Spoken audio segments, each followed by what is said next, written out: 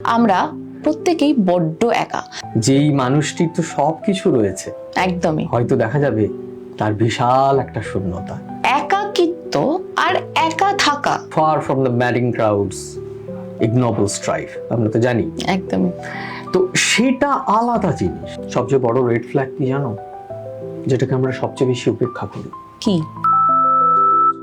দুটো মানুষ পাশাপাশি হয়তো আছে, অথচ সাংঘাতিক একটা দেওয়াল, সেটা কিন্তু নিঃসঙ্গতা।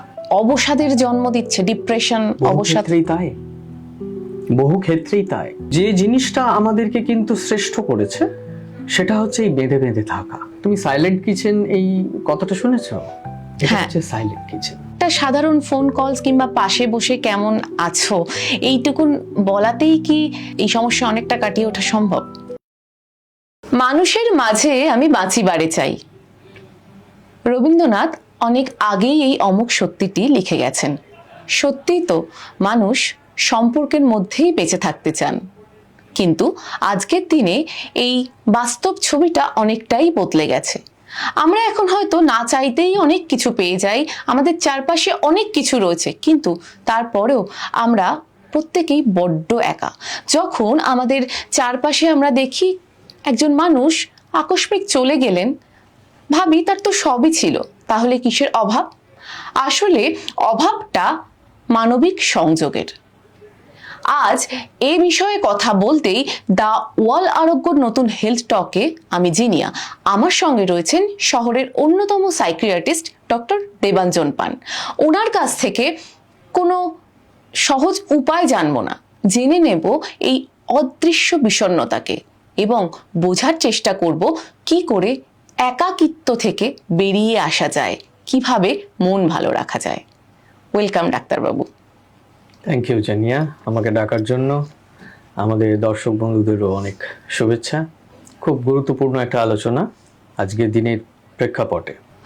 ইদানিং তো আমরা দেখি সমাজ মাধ্যম থেকে শুরু করে সংবাদ মাধ্যমে প্রায়ই শুনি খুব সফল ব্যক্তি, তার কোনো কিছুর অভাব নেই, কিন্তু সে কোথায় যেন জীবন থেকে পালাতে চাইলেন এবং পালিয়ে গেলেন। এই জিনিসটা কেন হচ্ছে মানুষের মধ্যে? কেন এত দুঃখ কষ্ট বাড়ছে এবং জীবনের প্রতি ভালোবাসা কেন কমছে? এই যে তুমি শুরুতেই বললে না সফলতা যদি তোমার কোনো একটা প্রতিপত্তি বা কোনো একটা যশ অর্থ এইটা দিয়ে ব্যাখ্যা করা যেত, তাহলে হয়তো আমাদের সব কিছুই মিটে যেত।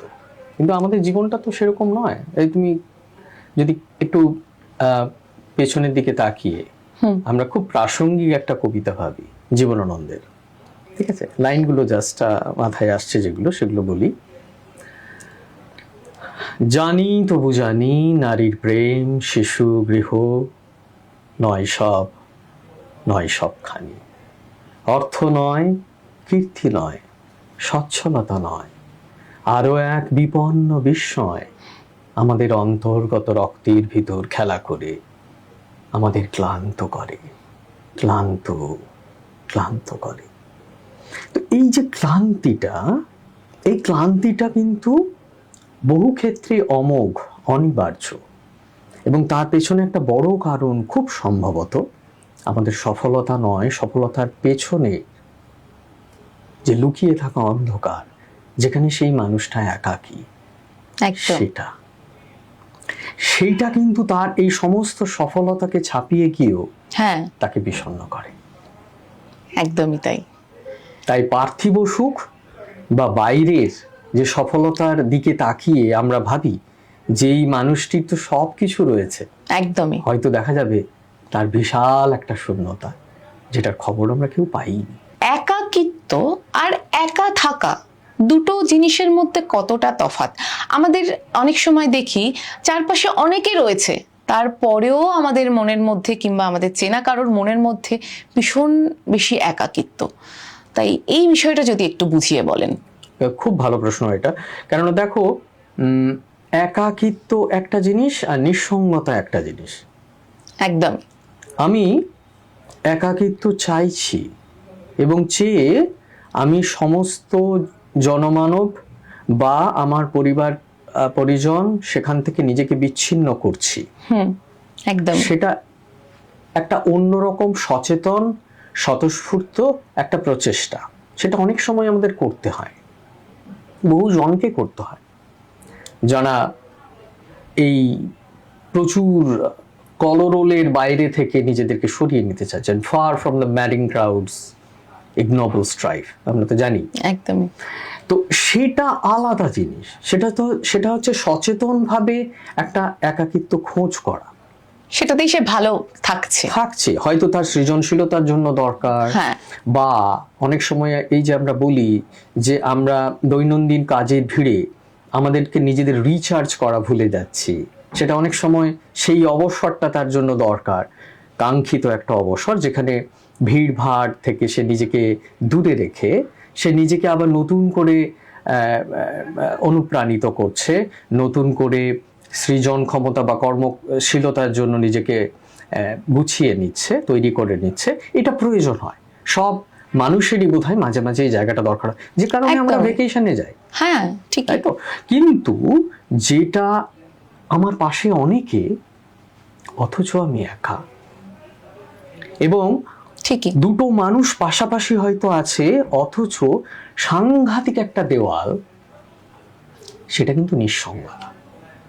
অর্থাৎ অনেকের মধ্যে থেকেও হ্যাঁ, আমি নিজেকে খুঁজে পাচ্ছি না, এবং আমি আমার মনের জায়গাটাতে সেই ওয়েভ লেংথে কথা বলতে পারছি না, ঠিক। সেইটা কিন্তু একাকিত্ব।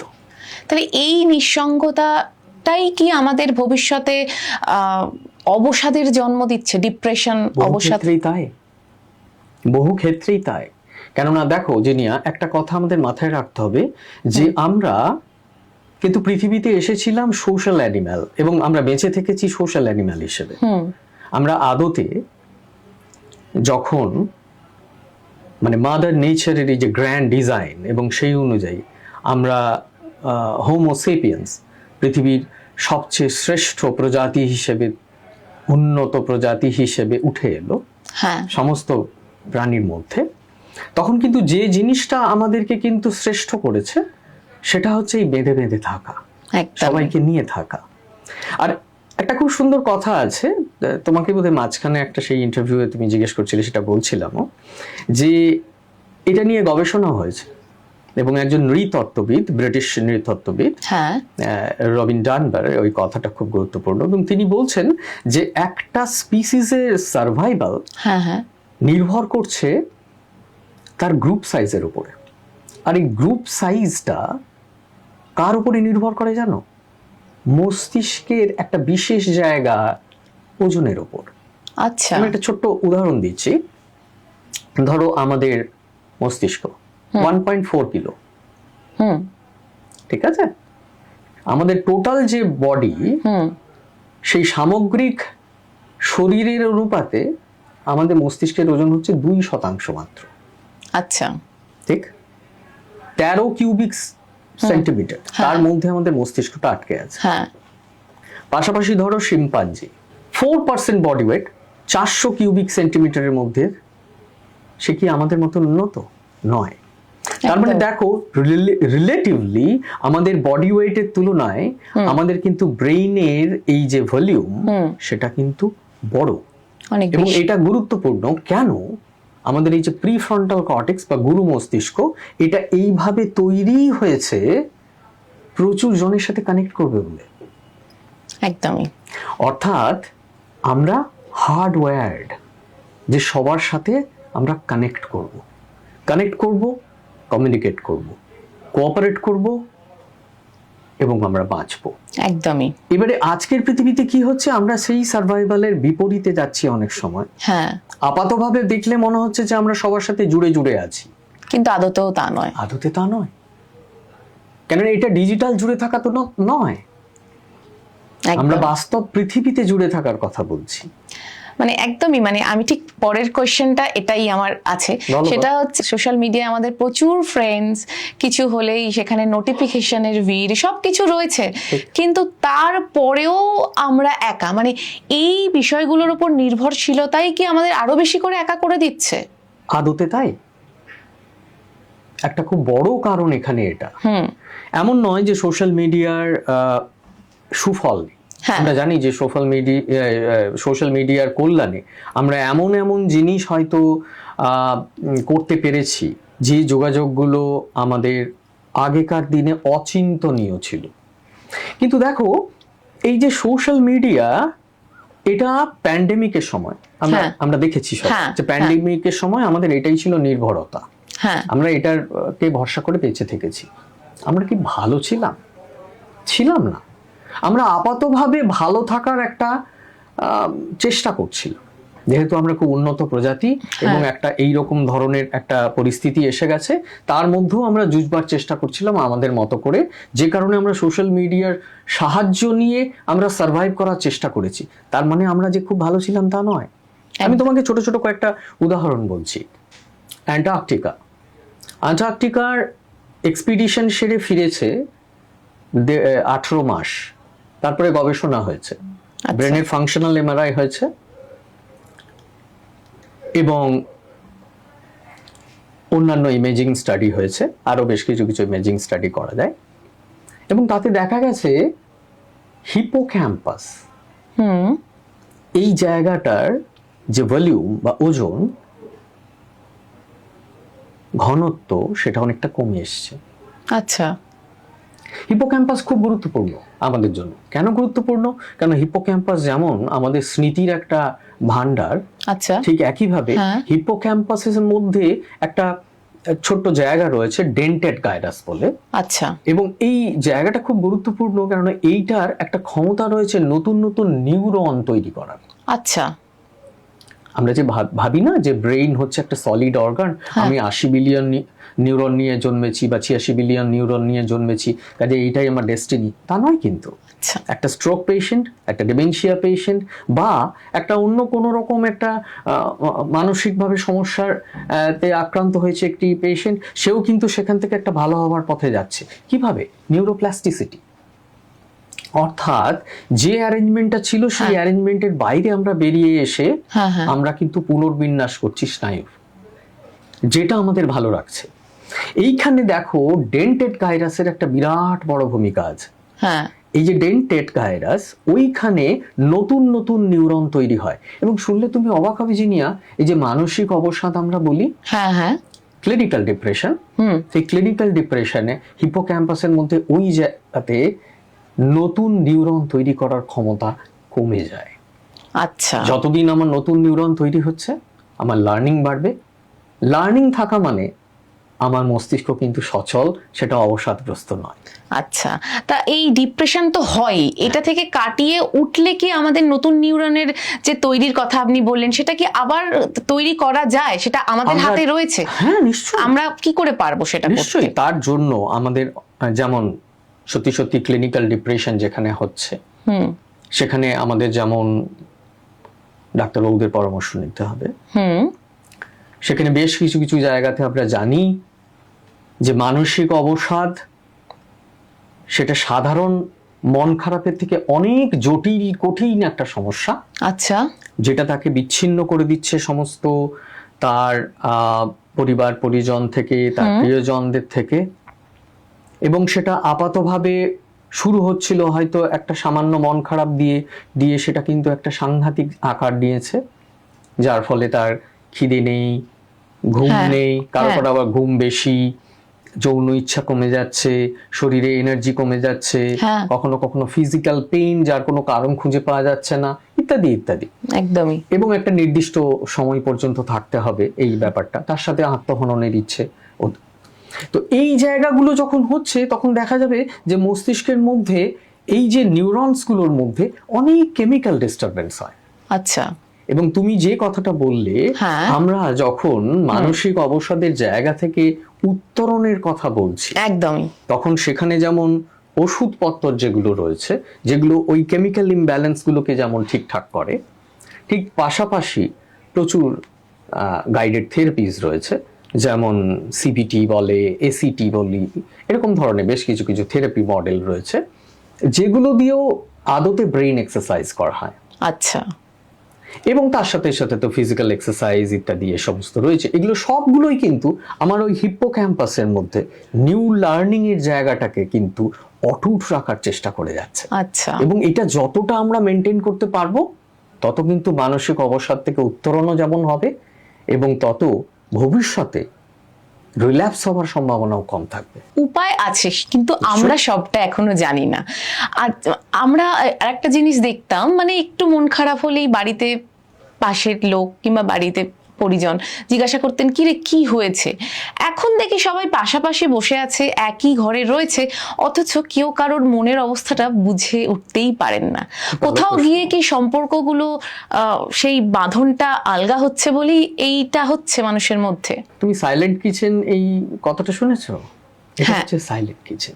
আমরা ভীষণ রকম ভাবে পরমুখাপেক্ষী, সেটা হ্যাঁ। তো ঘটনা। একদমই তাও ইদানিং আমরা হয়তো একটুখানি স্বনির্ভর হওয়ার চেষ্টা করছি, কিন্তু আদতে আমরা ভীষণ রকম ভাবে নকল নবিশি করার চেষ্টা করি। ঠিক। 1970 সাল তার আগে পর্যন্ত কিন্তু মার্কিন যুক্তরাষ্ট্র, সেখানে কিন্তু সবাই মিলে একটা ফ্যামিলি স্ট্রাকচার মেনটেন করত। অন্তত দিনের একটা খাবার সবাই মিলে বসে খাওয়া হতো। অবভিয়াসলি ঠিক। রাতেরটাই হয়তো হবে।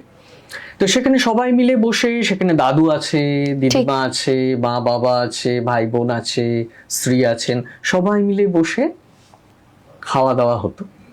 আমরা একদম। কি কি গুলো পেতাম? এতগুলো মানুষের সাহচর্য আমরা সবার সাথে শেয়ার করতে পারতাম, মনের কথা। ঠিক। আমরা দাদুর উইজডম পেতাম, মায়ের স্নেহ স্পর্শ পেতাম। কিন্তু এখন 1970 সালের পর থেকে বাড়িতে রান্না করার পাটটা উঠতে শুরু করলো মার্কিন যুক্তরাষ্ট্রে।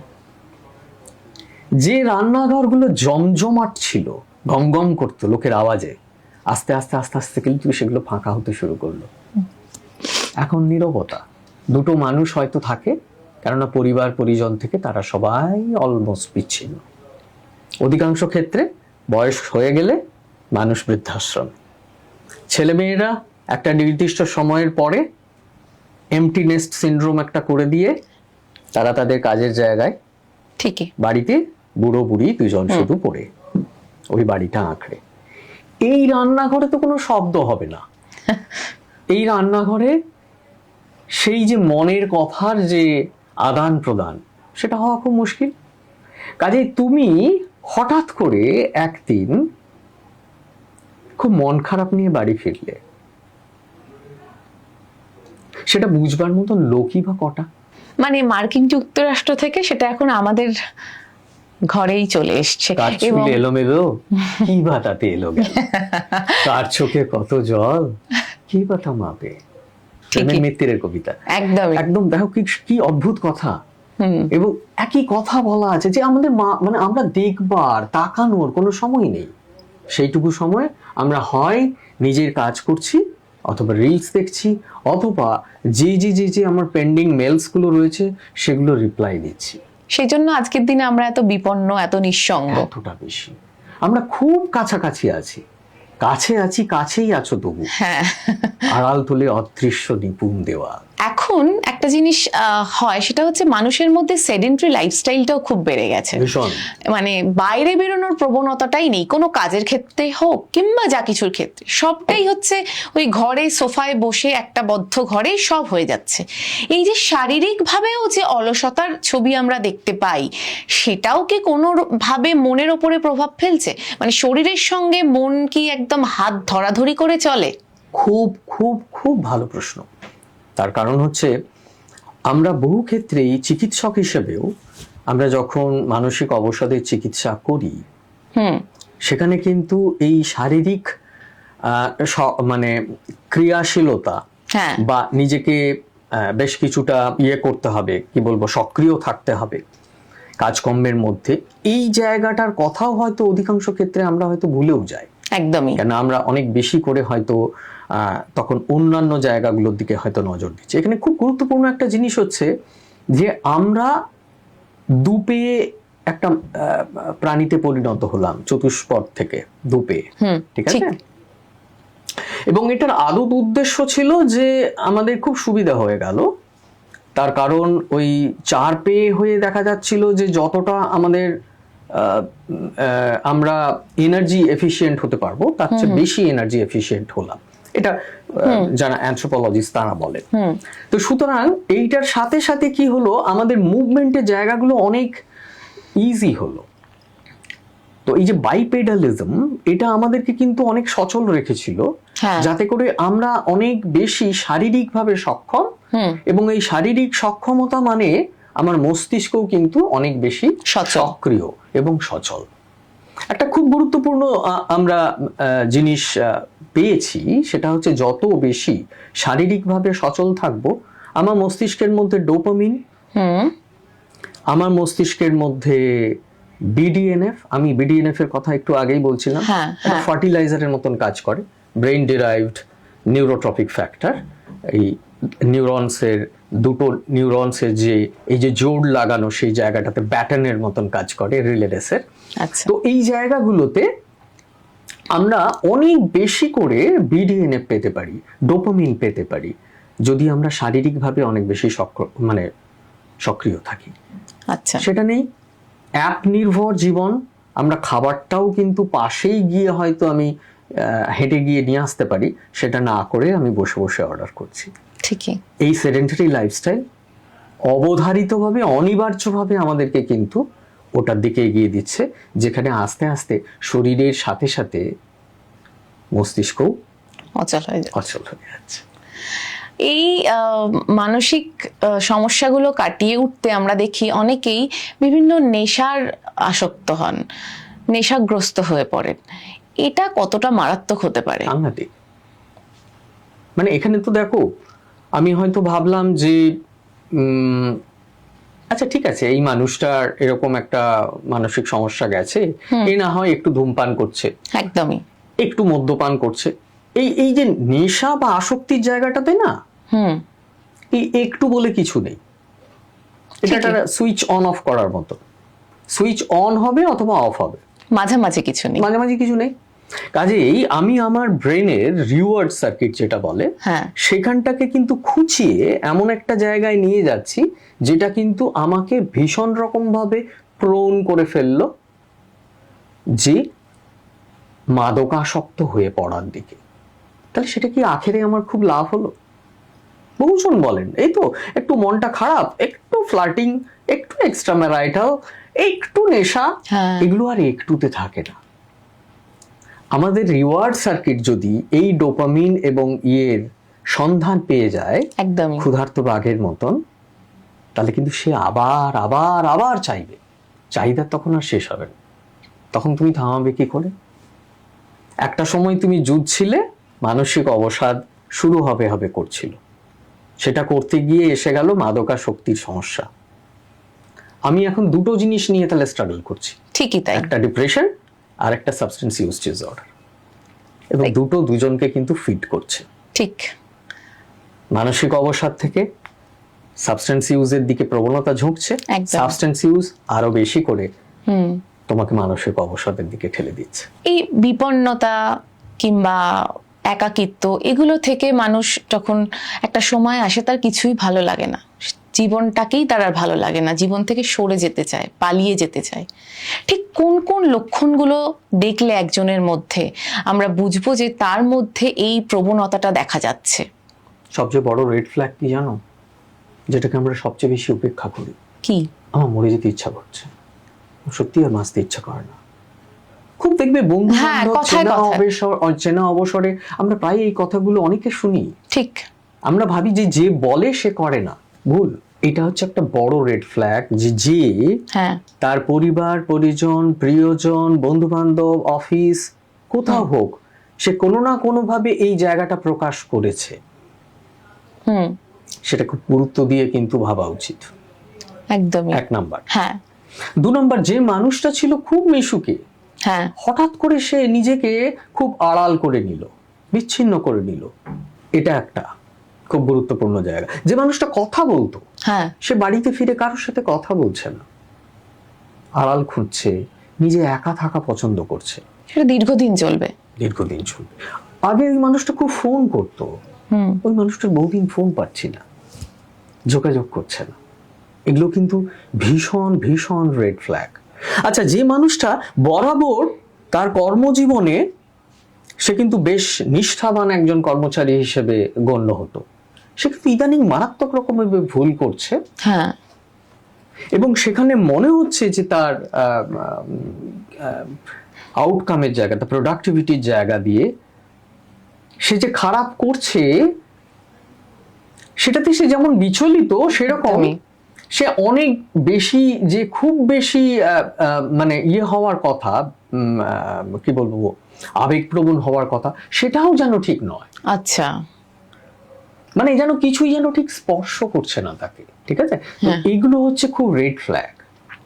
কথা বলা কমিয়ে দেওয়া, ফোন আসা কমে যাওয়া, উত্তর না দেওয়া, নিজেকে আড়াল করে নেওয়া, কাজের জায়গা বলো, বন্ধুদের জায়গা বলো, এগুলো সবগুলো কিন্তু চিহ্ন যেই মানুষটা কিন্তু আস্তে আস্তে একা হয়ে যাচ্ছেন ভীষণ রকম ভাবে, খুব বিপজ্জনক। তার সাথে সাথে চোখের সামনে আমি দেখতে পাচ্ছি সে তার পছন্দের জিনিসগুলোর থেকে নিজেকে সরিয়ে নিয়েছেন। ঠিকই। যতই স্ট্রেস আসুক না কেন, ওই মানুষটা থিয়েটার ভালোই বাসতো। যতই স্ট্রেস আসুক না কেন, ওই মানুষটা বই মেলায় যেতই, বই কিনতে সে কখনো পিছপা হয় না। অথচ সেইবারে বই মেলাতেও গেল না। এটা কিন্তু রেড ফ্ল্যাগ। অর্থাৎ যেগুলো তাকে মন খারাপের সময় তাকে আশ্রয় দিত, সেগুলোতেও সে কিন্তু এখন আশ্রয় পাচ্ছে না। তার মানে বুঝতে হবে সেটা কিন্তু খুব বিপজ্জনক একটা জায়গায় চলে যাচ্ছে। আমাদের খুব খুব সতর্ক হতে হবে।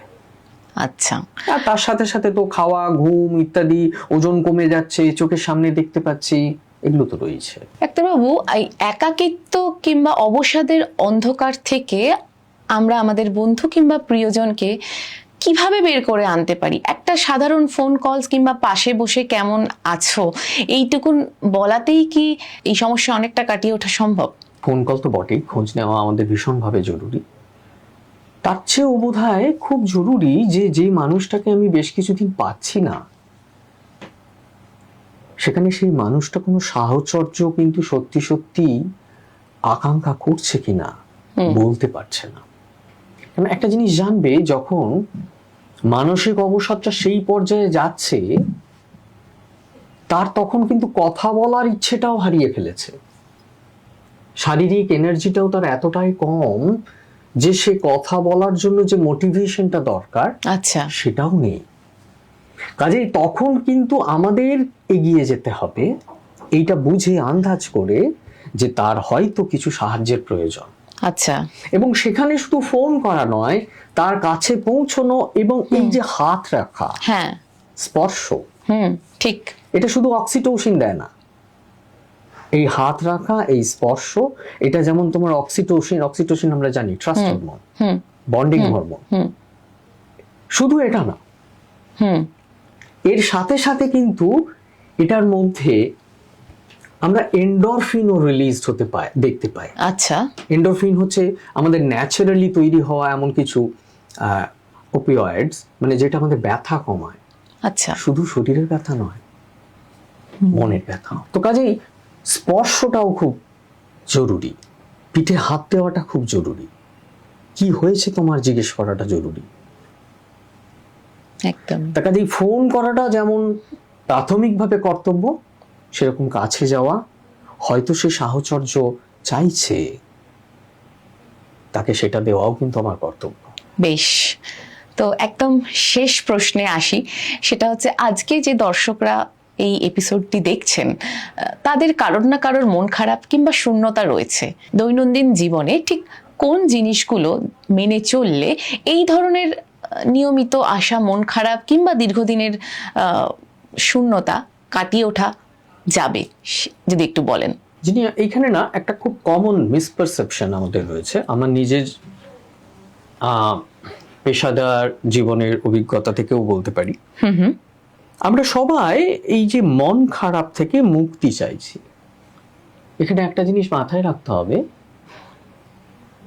যে আমাদের এই মস্তিষ্ক এমনভাবে তৈরি যেখানে সমস্ত ধরনের আবেগের বিভিন্ন যে রং তার প্ল্যাটারটা কিন্তু রয়েছে।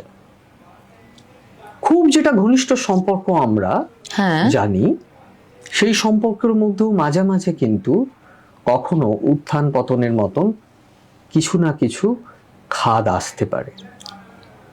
ঠিক ঠিক। আছে, কাজে একেবারে নিয়ার পারফেক্ট কিছু হয় না। কাজে মন খারাপ হবে না সেটা একটা অমূলক ভাবনা। কিন্তু একটা মন খারাপ হলো ঈশান কোণে একটু মেঘের মতন ছোট্ট করে, হতেই পারে, আবার সেটা সরে যাবে। কিন্তু সেটা যদি সারা আকাশটা অন্ধকার করে তখন সেটা অবসাদ। কিন্তু বহুজন এসে বলেন না আমাকে মনটা ভালো করতেই হবে। এটা কে বলেছে, কে শিখিয়েছে? এটা বোধহয় পপুলার মিডিয়া বা আমাদের সোশ্যাল মিডিয়া, যেখানে আমরা সব সময় খুব চকচকে মুখ দেখতে পাই। তখন আমাদের মনে হয় আমাদের মস্তিষ্কের মধ্যে একটা খুব ইনহেরেন্ট সহজাত প্রবণতা রয়েছে যে আমরা খুব কম্পেয়ার করি। একদমই তাই। তখন আমার মনে হতে থাকে যে আমাকে বাদ দিয়ে বোধহয় ও ভালো আছে। ঠিক ঠিক আছে, তো এই যে জায়গাটা, এটা একটা মারাত্মক প্রবণতা কম্পেয়ার করা। তোমার প্রশ্নের সূত্র ধরে আমি বলতে চাই ঠিক। যে মন খারাপ মানুষের স্বাভাবিক একটা অংশ, এটাকে আমাদের মেনে নিতে হবে। কিন্তু সেই মন খারাপটা যদি ওই নির্দিষ্ট সীমা অতিক্রম করে এবং যেভাবে আমরা বলছিলাম হ্যাঁ। আমার সেই সব সমস্যাগুলোকে নিয়ে সে একটা বিশাল প্যাকেজ হিসেবে সে মানে এসে হাজির হয়, ভয়ঙ্কর ব্যাপার, সেইটা অবসাদ। তাহলে আমাদের প্রথম মাথায় রাখতে হবে যে মন খারাপের জায়গা হলেও আমাকে সেটা অ্যাকসেপ্ট করতে হবে। সেটাকে তাড়ানোর জন্য ওই যেমন একটা প্রজাপতি, তার পেছনে আমি ছুটছি, তাকে আমি ধরতে পারবো না, প্রজাপতি কিন্তু উড়ে যাবে। বরং আমি যদি অপেক্ষা করি হয়তো ওই আনন্দটা আসবে। ঠিক ঠিক সেরকম মন খারাপ আসলেই তাকে তাড়ানোর জন্য অত বেশি আমাদের ব্যস্ত হওয়ার কিছু নেই। আসবে, আবার মন ভালো করার দিনও আসবে। বেশ, এটা মাথায় রাখতে হবে। দ্বিতীয়, আমাদের একটু প্রকৃতির সাথে যোগাযোগটা বাড়াতে হবে। আচ্ছা, আমরা প্রকৃতির সাথে আড়ি হয়ে গেছে। ঠিক। এই যে সেডেন্টারি লাইফস্টাইল বলো, এসির মধ্যে সবসময় থাকা, সেগুলো কি করেছে আমাদের? ভিটামিন ডি একদম তলানিতে। ভিটামিন ডি কম মানে ট্রিপ্টোফ্যান বলে যে অ্যামাইনো অ্যাসিড থেকে সেরোটোনিন তৈরি হয়। আমরা জানি সেরোটোনিন একটা হ্যাপি কেমিক্যালের মধ্যে পড়ে, মানে আমরা পপুলার মিডিয়া হিসেবে আমরা হ্যাপি হরমোন বলে জেনেছি। যাই হোক, আমাদের অনেকগুলো নিউরোট্রান্সমিটারের মধ্যে একটা যেটা খুব গুরুত্বপূর্ণ এবং আমাদের বেশ কিছু কিছু ওষুধ দিয়ে আমাদের সেরোটোনিন বাড়াতে হয়।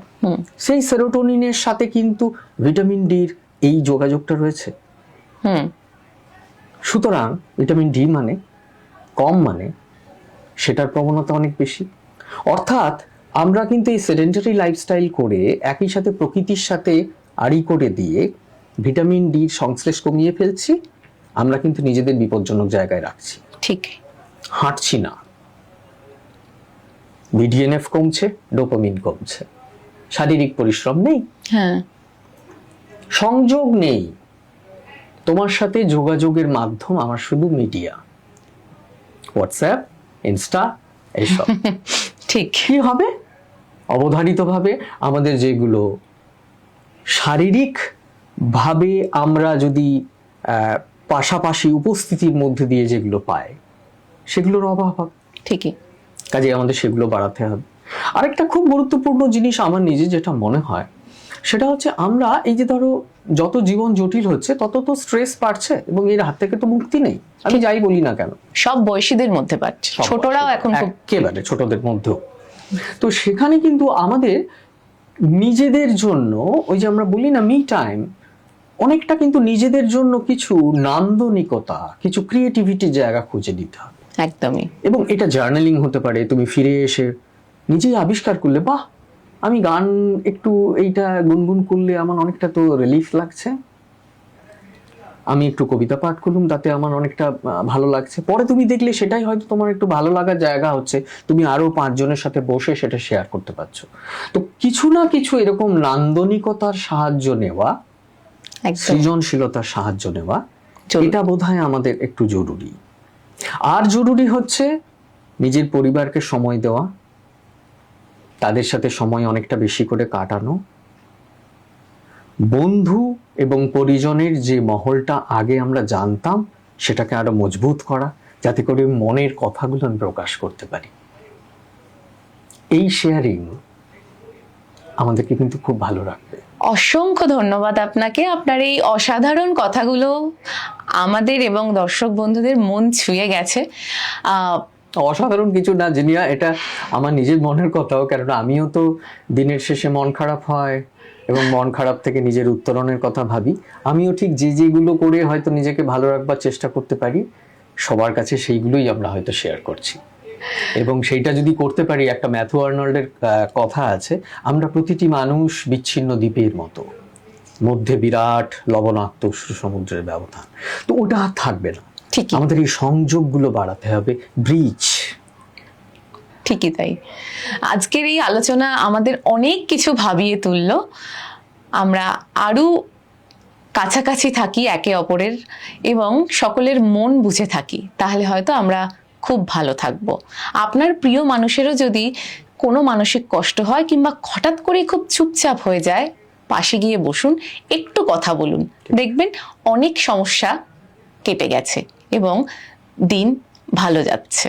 এই এপিসোডটি যদি আপনাদের ভালো লেগে থাকে তাহলে কমেন্ট করুন, লাইক করুন এবং প্রিয়জনদের সাথে শেয়ার করুন।